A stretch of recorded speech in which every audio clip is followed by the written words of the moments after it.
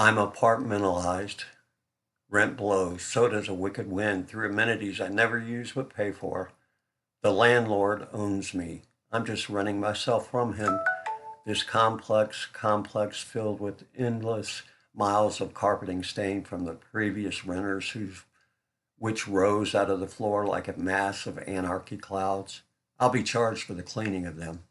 It will be taken out of my security deposit, which I lost forever as soon as I made it.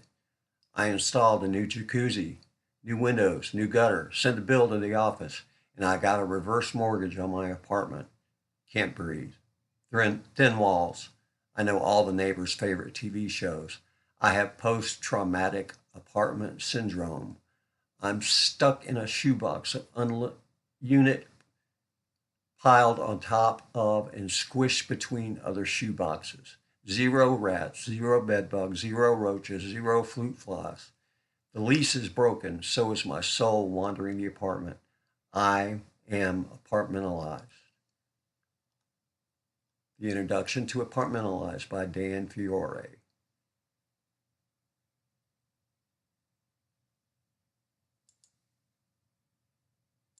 Hey, ladies and gentlemen, welcome to the Socially at Distance podcast. My name is Jack, and I am your host today.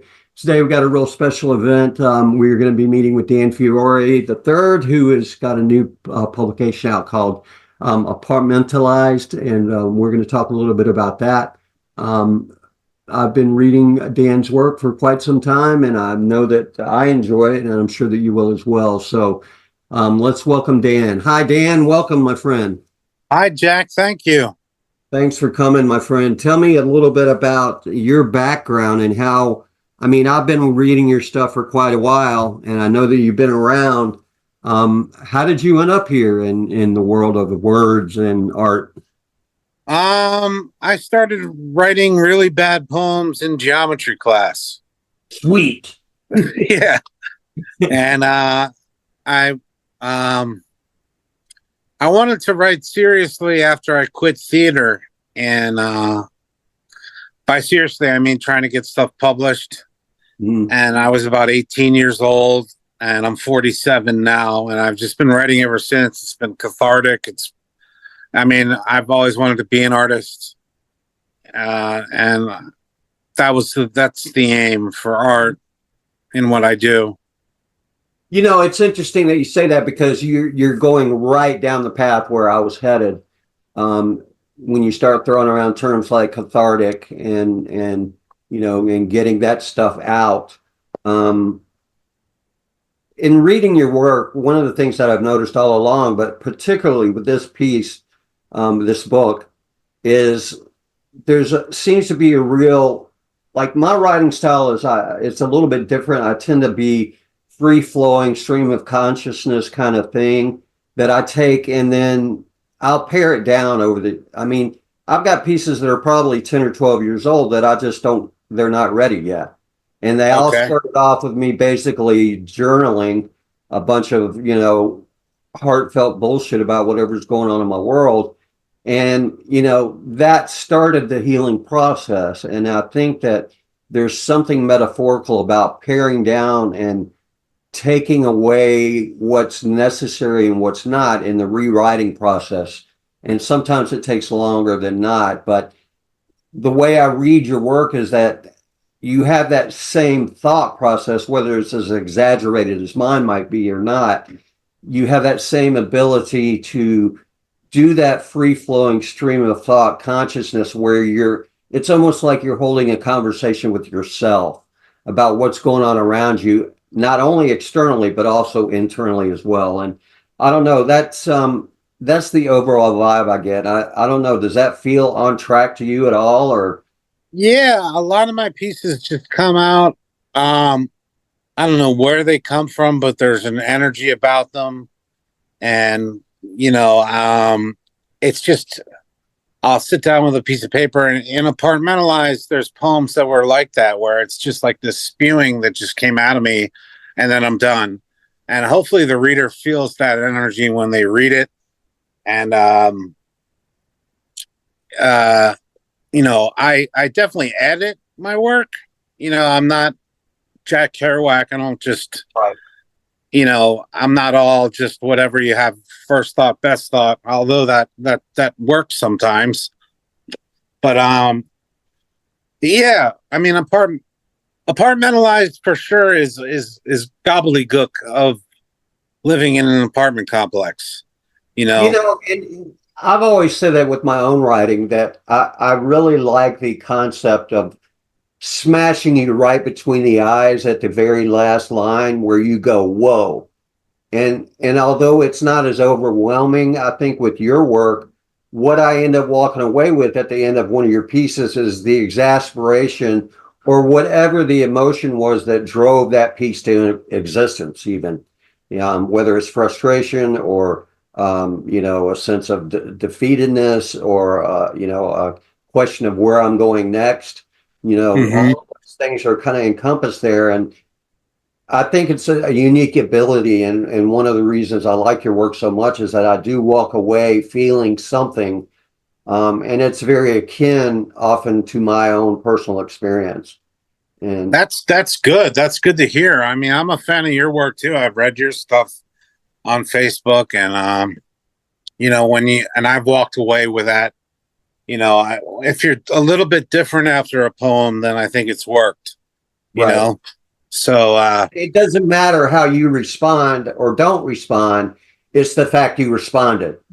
yeah, You know, yeah, you can critique me all day long, and I'll love it.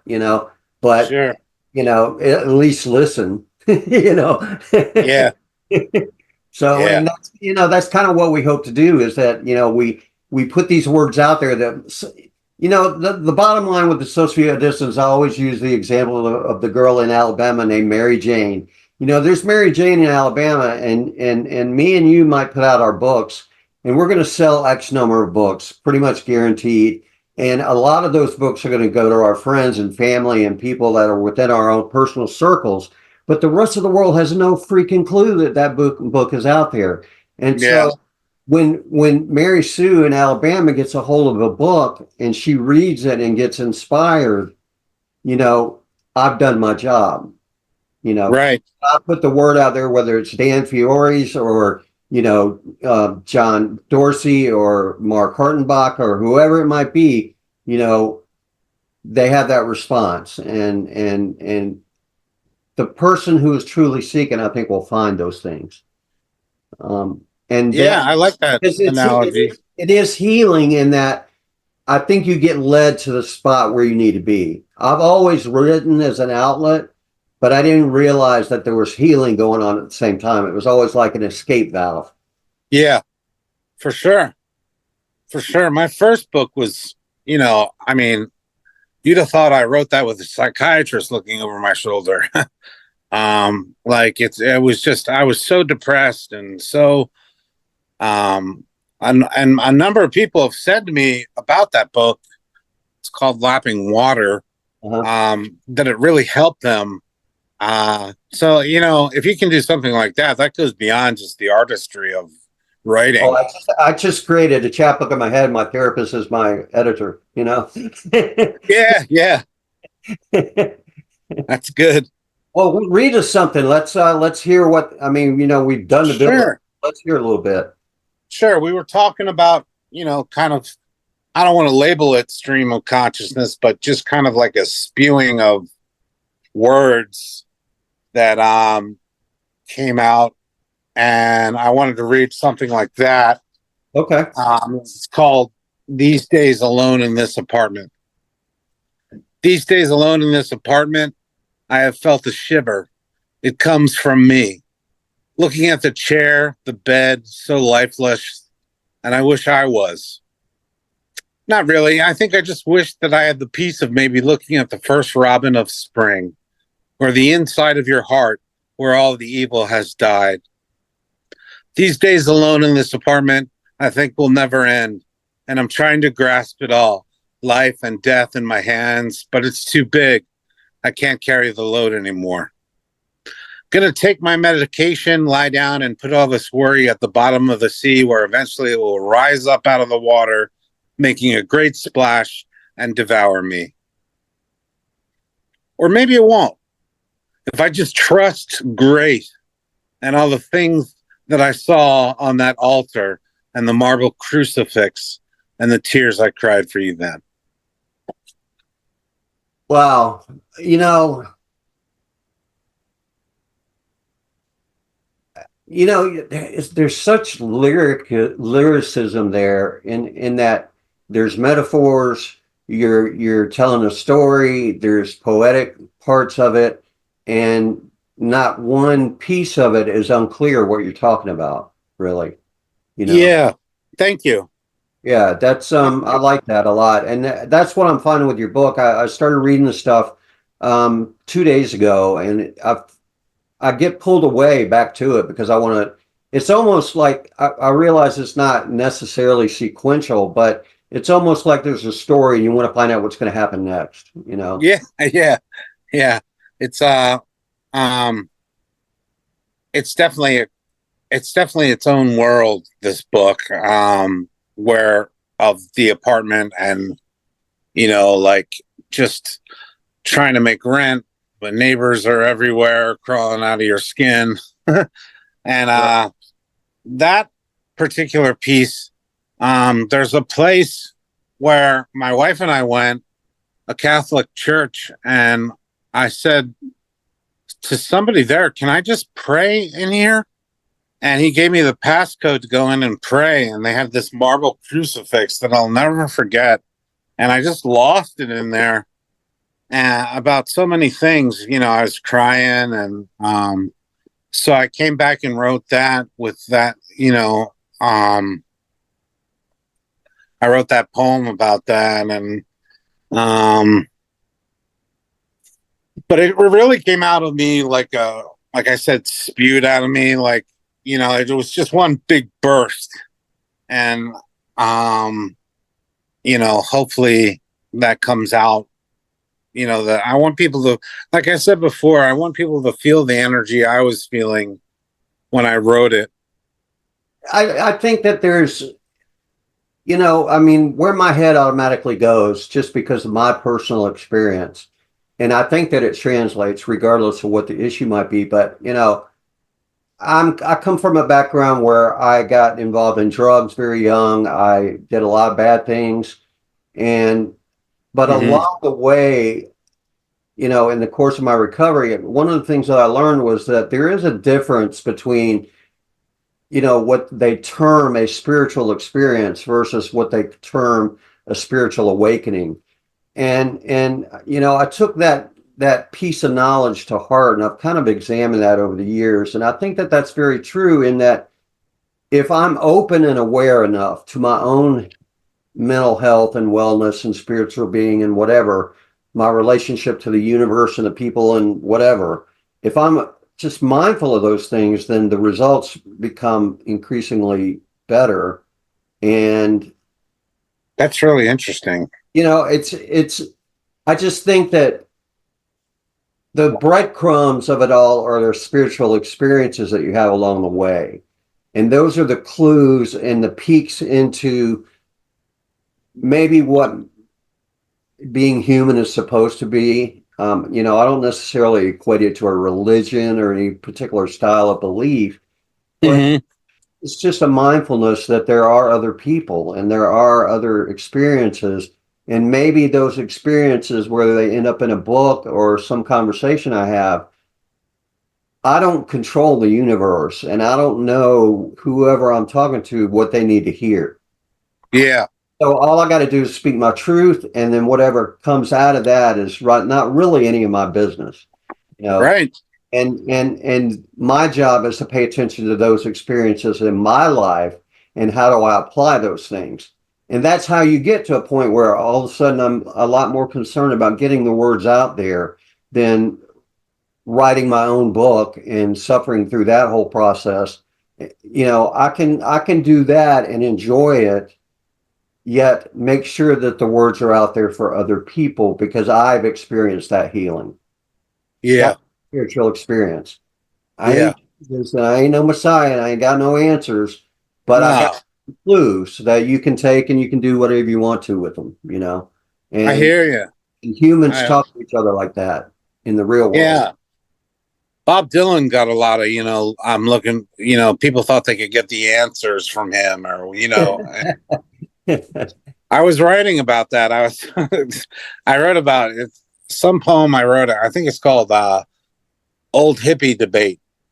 And it's about two hippies just talking about how they're trying to get answers from Dylan, and really, every line of Blonde on Blonde, they're just, like searching for something. And like, I'm totally with you on that. A poet is just a poet, and an artist is just an artist. And I think, you lay a piece out, and the person takes what they will from it, and then if it affects them spiritually or whatever, that's beyond you and beyond them.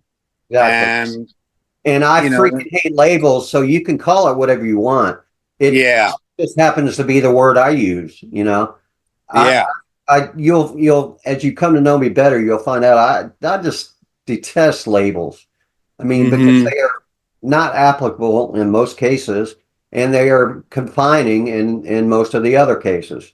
So I try to avoid those as much as possible, but it ain't possible. I mean, Yeah, I'm with you on that. I'm not a label guy either. Like, I've written stuff, and people have been like, "Well, isn't this prose?" And I said, "Well, what's a prose poem then?" I mean, social distance exists because me and my friend Locke started debating probably 12 years ago, if not more, about the education system that she got in the UK versus what it was like here for me in Georgia, where they replaced literature with, whitewashed racist history instead, that kind of thing. So, wow. The whole idea is that we want people to know that this stuff exists. I got a historical background in there, and I'm trying to keep my finger on the pulse of people who have books that are coming out and people that are in my circles. And, because we are trying to be to some degree worldwide, we have people in UK and Ireland and Africa and all over the place who are network. So, we hope that grow and expand, because there's a Mary Sue in Alabama, but there's also one in Zimbabwe somewhere, or in a suburban Paris, or who knows where. But that's not my job to know. My job is to put the words out there, and they'll find it if they're meant to have it. So and they can label it whatever they want. Yeah. You want to give us another piece while we're sitting here? Sure. Because I run my mouth all day. Let's see. I kind of wanted to slow things down in this book, and so I wrote. I figured it needed like a love poem, so I wrote this and stuck it in here. It's called Switzerland. She dreams of Switzerland, saw pretty pictures of it on Facebook. She put herself there from her sick bed in this sick apartment. Switzerland, I don't know much about it. For her sake, I wish she was there. She deserves the beauty. She's been sick for so long, Switzerland might just have the fresh air she needs. Everything here is so stale. Yeah, Switzerland sounds good, especially when she talks about it. I like that. I like that. Thank you. I just, it also seems like most every piece that I've read, at least, and that one, they do have a spear hidden to kind of jab you in the heart. It kind of lays low under the surface, I think, and it almost feels like if I was to walk away and think about that more, I would feel it more. Like, because it goes to the core of loneliness. It goes to the core of, I miss that person who should have been here, or whatever the case might be. There's a longing there in those words that feels like home to me. Thank you. I also, like the last line. What's the last line? Yeah, Switzerland sounds good, especially when she talks about it. Right. I'm like, I have friends that are into things like, I have a friend who's really into bikes, and I'm not into bikes, like BMX bikes. Right. And but when he talks about it, I'm into it because he's so into it. And that's what I was trying to get across in that poem. Like, oh yeah, Switzerland, that sounds good when she talks about it. Right. Right. Like, Yeah, I understand that completely. And yeah, there is something to be said about that excitement that transfers from one person to the other, whether regardless of what the commonalities really are. Um, yeah, that's kind of the same way I feel about that, healing that comes through art is like, you know, I could look at one piece and feel absolutely nothing. And I could look at a piece of tinfoil that's balled up in the right direction and, in the right light and see it as heaven, who knows?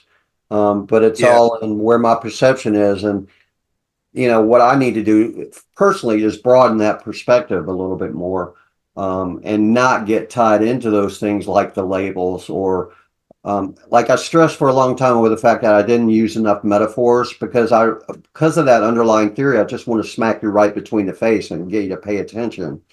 yeah, And and that I think I missed out on the quality of some of my writing, that gets taken care of in that rewriting process, that I talk about. As I realize I learn more things, I see things from a different perspective, and I change up the original like emotional vomit that ended up in that journal or on that page, yeah, whatever format.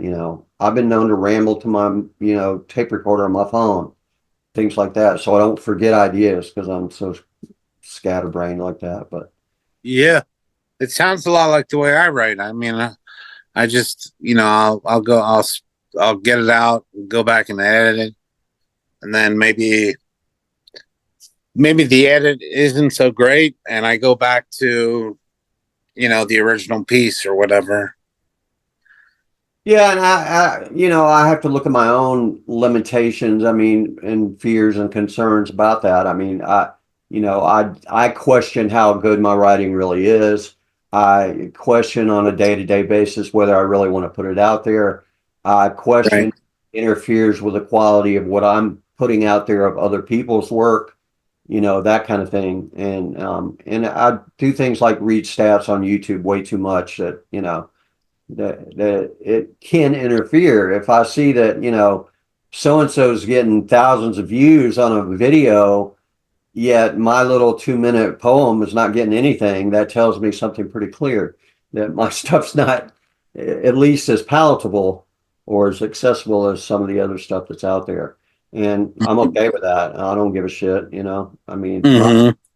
for content, my writing project is what it is. These things will end up in their order and they will end up being a series of books, and it's all been planned and I've been working on it for over 10 years. So when it comes to fruition, it'll be something, and it doesn't have to go on my YouTube page to have that happen. Yeah, I might just exactly. do it there instead of printing it, or something along Yeah, that. There's just no telling, but I don't have time to worry about that. There's words that got to get out there, like Dan Fiore yeah, book, Apartmentalized. yeah. There's certain things I won't write about. There's certain things that are so sacred to me that I refuse to write about them. I'd like to write about them, but I don't.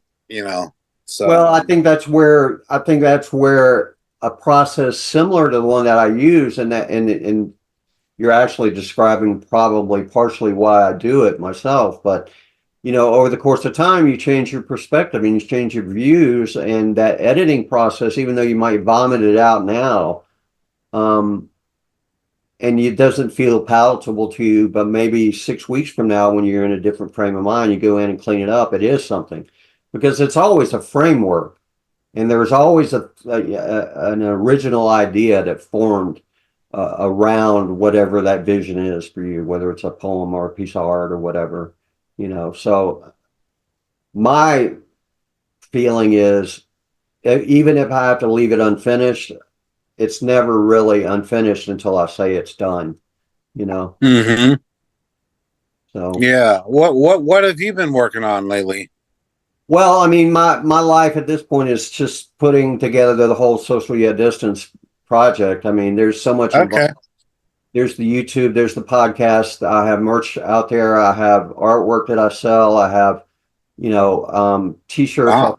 This is a t-shirt, for example, freedom of speech t-shirt. Um, I have lots of different arms and ways to make revenue, but I'm in a limbo pattern because right now I need subscribers and views and the type of things that prove the theory enough that the monetization will come later on. And Right. in order to fill those gaps right now, I've done affiliate relationships with several different types of companies that are relatable to an art or progressive community, put it that way. I mean, like one of my sponsors is ramen, another is an e-bike company, another is a banking organization that does nothing but green banking. They do not invest in any oil or prisons or any of that stuff. It's all sustainable investments and things like that. So, they're all ideas that are palatable to our audience. And so that, hopefully there will be some revenue that's generated from that into the interim. Um, but, Wow. and at the same time, I'm always doing art. I mean, I'll sit down. A lot of my artwork is done on the phone.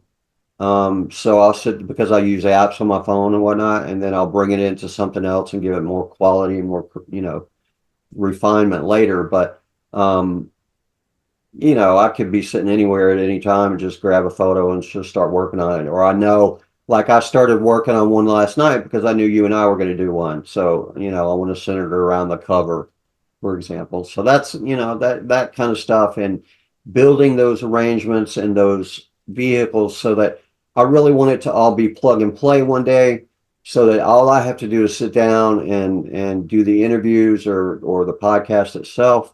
And then um, there's an editorial team and writers and people that are also because it's also not only is I mean I want to be able to provide jobs to people who have skills and the quality as well and are interested in this particular topic. So That's really cool. Like I like a lot of the artwork I've seen for your podcast.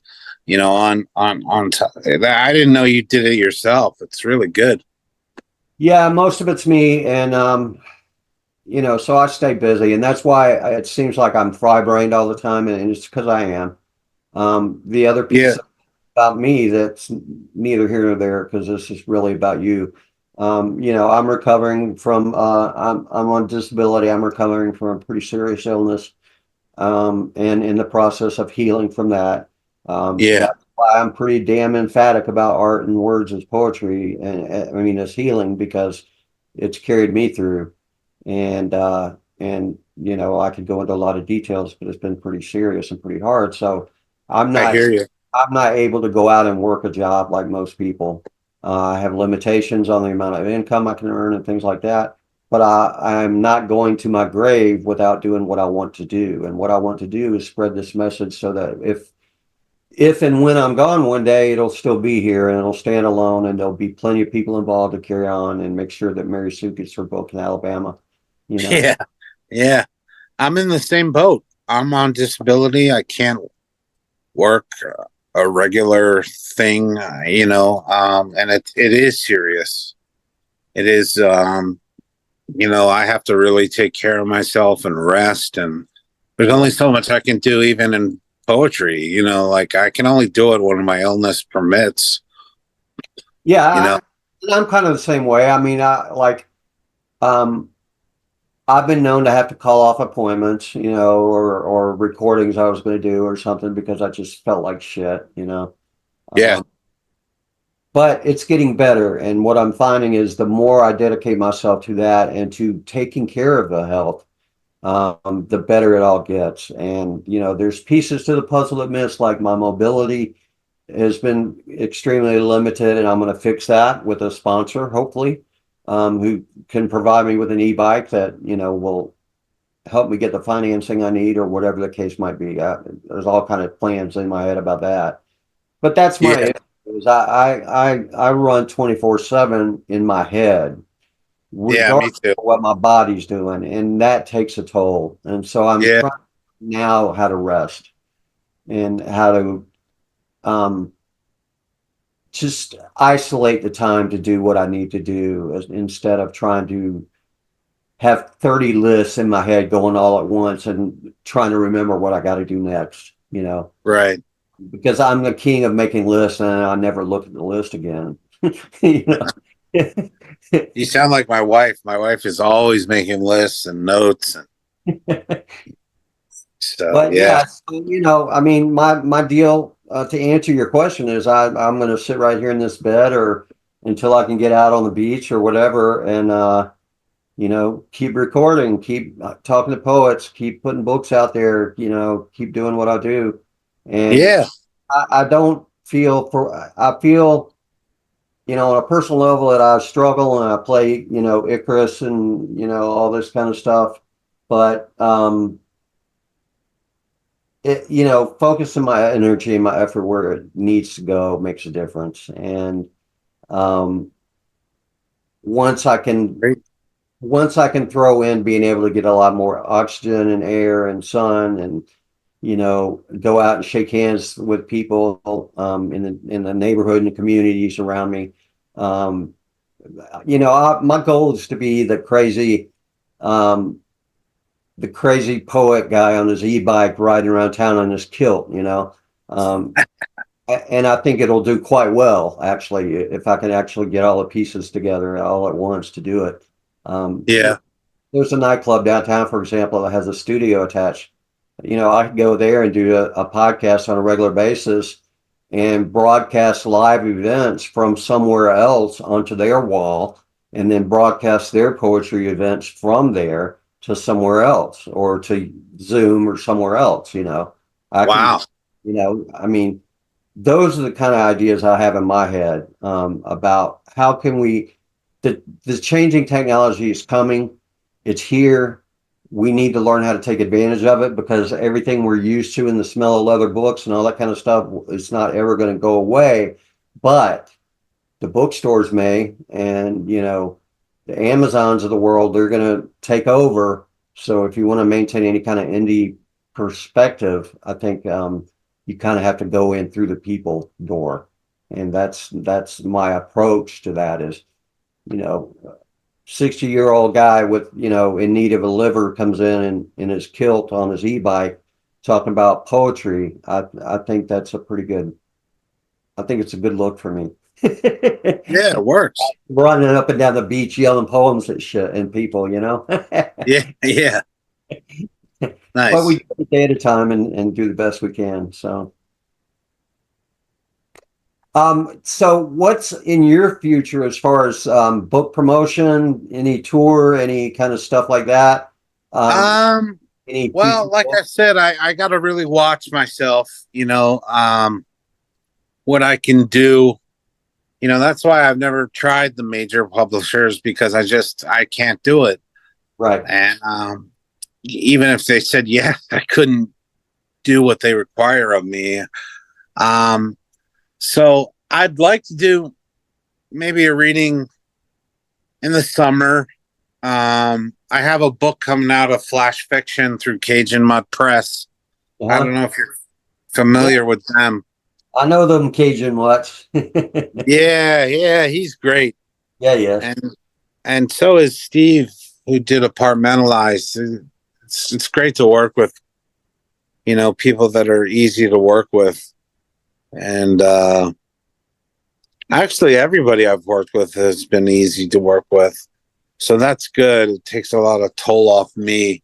It sure does. It sure does. And I've been really blessed to have a pretty broad and pretty notorious circle of friends with some pretty big names attached. And um, it's brought me some credibility I certainly don't deserve along the way, but I also have earned it over the course of the past 10 or 12 years. So I've been doing this shit a long time. And Wow. we started off on Blog Talk Radio um, probably 2001, 2002, something along those lines. And, or maybe it wasn't that long ago, but anyway, 2010 at least. And, I've met people over the years, so I've been really, really blessed. And I've watched some writers go through their paces to become who they are, and it's a beautiful thing to watch. Yeah, I mean, Yeah. and we're all damaged, whether it's a poet or an artist or a freaking accountant. We're all damaged. We just have the balls to talk about it, and Yeah. that counts. Yeah. I'll continue to use those networks to spread the gospel, and you help me do it from your side, and we'll be all good. And look, I'll tell you, Dan. Anytime you want to do a reading, we'll broadcast it, man. Anytime. Maybe we'll pull two or three together and do a reading online. We can do that kind of stuff anytime. And That'd be great. I'm working on the technology to actually do it live as well. So, we Ah, switch thank you. to the next guy and that kind of thing. So, I'm learning the technology. I've put it into practice a couple of times, and I think I can pull it off. The idea is that it streams not only to Zoom, but it'll go to Zoom, it'll go to YouTube, it'll go to Facebook, it'll go to Twitter, it'll go to TikTok, all these other places as well at the same time. All Nice. and all live. So, and then of course it'll be streamed. It'll be saved as Zoom, so we'll have the backup copies as well. So, and that'll save all the chats and everything that goes along with it. So I think there's a plan to be had there, and I'd like to implement it on a much grander scale, like with this organization that's here in town. But the way to do that is to run some trials, and then we can do that with me and you and Scott Young and people I know who would love to take part in this test for that, make sure that it all works. So holler, man, and when I get my ducks in a row, I'll touch base with you as well. Cool. Sounds good. I'll preview stuff for the audience. I hope you appreciate it. I hope we haven't wasted too much of your time with that.